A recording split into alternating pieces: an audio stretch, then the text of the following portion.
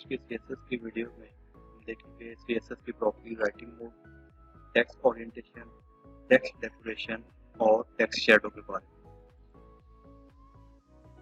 index.html की file मैंने create कर ली है और CSS की फाइल को मैंने यहाँ पे हेड टैग में जाके लिंक करवा लिया है। पहले हम देखते हैं राइटिंग मोड प्रॉपर्टी कि राइटिंग मोड प्रॉपर्टी क्या काम करती है। इसके लिए हम एक क्लास बना लेते हैं। क्लास का नाम बॉक्स होगा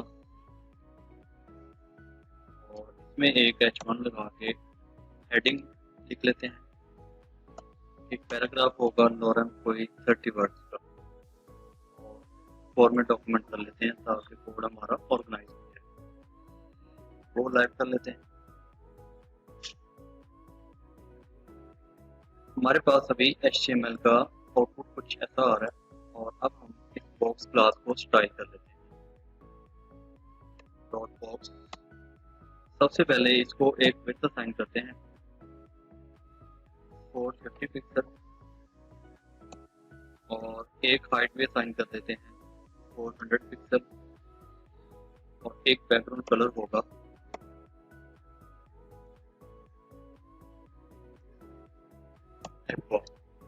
फाइल सेव करें। ये हमारे पास आउटपुट आ गया। अब हम इस बॉक्स पे अप्लाई करते हैं CSS की प्रॉपर्टी राइटिंग मोड। पहले हम देखते हैं वर्टिकल लेफ्ट टू राइट क्या चीज होती है और ये कैसे काम करती है। आप वैल्यू में ऐड करते हैं vertical left to right, LR में लेफ्ट टू राइट, सेव करें और आप देखेंगे हमारा text left to right vertically. अगर हम इसकी प्रॉपर्टी राइट टू लेफ्ट कर दें RL, अब कुछ इसका आउटपुट हमारे पास ऐसे आ रहा है। इसके बाद हम इसकी की अगली प्रॉपर्टी देखते हैं टेक्स्ट ओरिएंटेशन क्या होता है। टेक्स्ट ओरिएंटेशन में हम वैल्यू ऐड करेंगे अपराइट। जैसे ही हमने अपराइट किया आप आउटपुट देखेंगे हमारा text vertically top to bottom work कर रहा है। जैसा कि मैंने हेडिंग में हेडिंग लिखा था HEADING। तो ये काम था टेक्स्ट ओरिएंटेशन प्रॉपर्टी का। अपराइट करने से हमारा text top to bottom work करना शुरू कर देता है। अब हम देखते हैं अपनी नेक्स्ट प्रॉपर्टी टेक्स्ट डेकोरेशन क्या काम करता है। हेडिंग के बाद हम एंकर टैग ऐड कर लेते हैं। यहाँ पे हम लिख देते हैं कंट्रोल S से फाइल सेव करें। यहाँ पे हमारे पास लिंक टैग आ गया। अगर आप नोटिस करें तो लिंक के नीचे हमें अंडरलाइन नजर आ रही है। इस लाइन को खत्म करने के लिए प्रॉपर्टी जो यूज होती है उसका नाम है टेक्स्ट डेकोरेशन। हम टारगेट करेंगे पहले बॉक्स को, बॉक्स के बाद एंकर को टारगेट करेंगे और यहाँ पे प्रॉपर्टी यूज करेंगे टेक्स्ट डेकोरेशन। पहले हम कर देते हैं नन। आउटपुट देखते हैं यूट्यूब की अंडरलाइन रिमूव हो गई।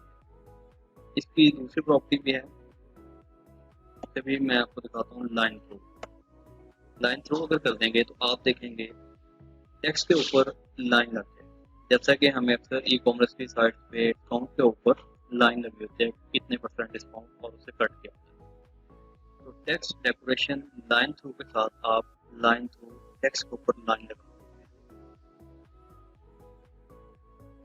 स्टूडेंट्स, अब हम देखते हैं अपने CSS की नेक्स्ट प्रॉपर्टी जिसका नाम है टेक्स्ट शैडो।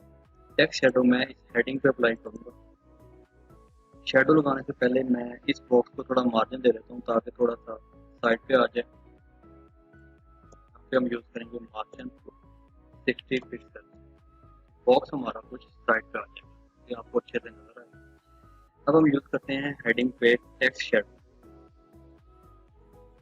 हम बॉक्स को टारगेट करेंगे। बॉक्स में जो H1 है इसको टारगेट करें और इसको लगाएं टेक्स्ट शैडो। पहली प्रॉपर्टी हम लगा देते हैं 10 पिक्सल। सेकंड प्रॉपर्टी जो होगी उसे हम कर देते हैं 16 पिक्सल एंड थर्ड प्रॉपर्टी में हम इसका कलर असाइन करेंगे। स्टूडेंट्स, आप देखें कि हेडिंग का टेक्स्ट रेड कलर में हमें यहाँ पे नीचे नजर आ रहा है। अब ये वैल्यूज वर्क कैसे कर रही हैं। 10 पिक्सल का जो मीनिंग है वो ये है कि हमने लेफ्ट से राइट साइड पे कितना शेडो को मूव करना है। सेकंड प्रॉपर्टी है 16 पिक्सल। इसका मतलब है हमने टॉप से मतलब टेक्स्ट से शेडो को कितना डाउन करवाना है। शेडो कहाँ तक आना चाहिए। और थर्ड वैल्यू में हमने इसका कलर असाइन किया हुआ है। जैसा कि मैं अगर इसको 3 पिक्सल कर दूँ तो आप देखेंगे 3 पिक्सल लेफ्ट टू राइट ये शेडो नजर आता है।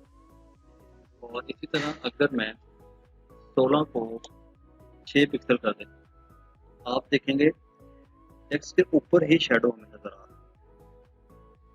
यही इन दो वैल्यूज का मकसद है और इस तरह से हम इनको यूज करके शेडो को अपने हिसाब से एडजस्ट कर सकते हैं।